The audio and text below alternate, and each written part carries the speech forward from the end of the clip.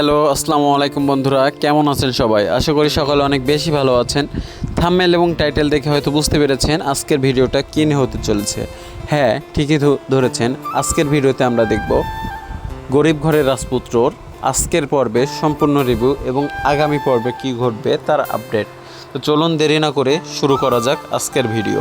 আজকের ভিডিও শুরুতে আমরা দেখতে পাই অনেক যে এখন মিষ্টিকে ডিভোর্সের কথা বলে, সে অনেককে অনেক বোঝানোর চেষ্টা করে। পরবর্তীতে মিষ্টি বাসায় চলে আসে, তার বাবার সাথে অনেক কান্নাকাটি করে। একটা পর্যায়ে যে মিষ্টি তার বাবাকে একটা অপারেশনের কথা বলে, যে বাবা তুমি আমাকে অপারেশনটা করতে দাও। তখন তার বাবা কান্নায় ভেঙে পড়ে এবং বলে এই অপারেশনটা খুবই খারাপ, তোমার এই অপারেশন করা লাগবে না।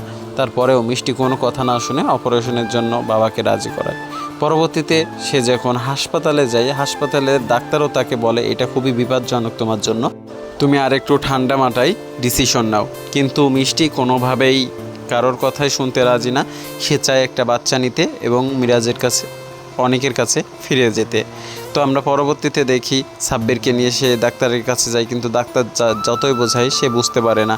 পরবর্তীতে আমরা দেখতে পারি মেঘলার কাজের সাইডে রাতুল নতুন ষড়যন্ত্র করে এবং তার প্রজেক্টের কাজ বন্ধ করে দেয়, সরকারি নিয়ম নীতি মানছে না এই অপবাদ দিয়ে।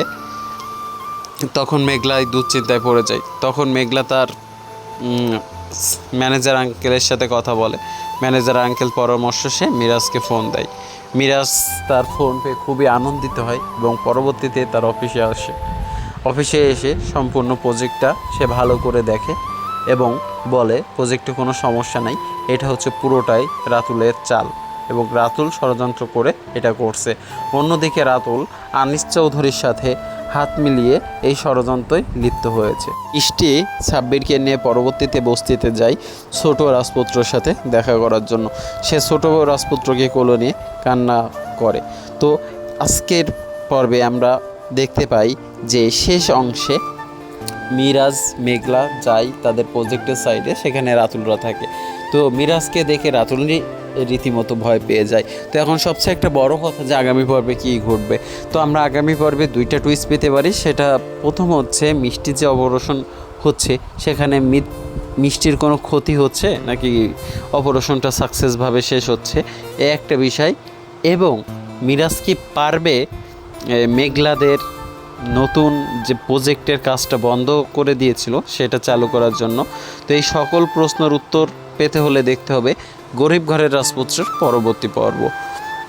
পরবর্তী পর্বটা আপলোড হবে বুধবার ঠিক দুপুর 12টার সময়। তত সময় সবাই ভালো থাকুন, সুস্থ থাকুন। আর এখনও যারা আমাদের চ্যানেলটা সাবস্ক্রাইব করেননি, চ্যানেলটা সাবস্ক্রাইব করে আমাদের সাথেই থাকুন।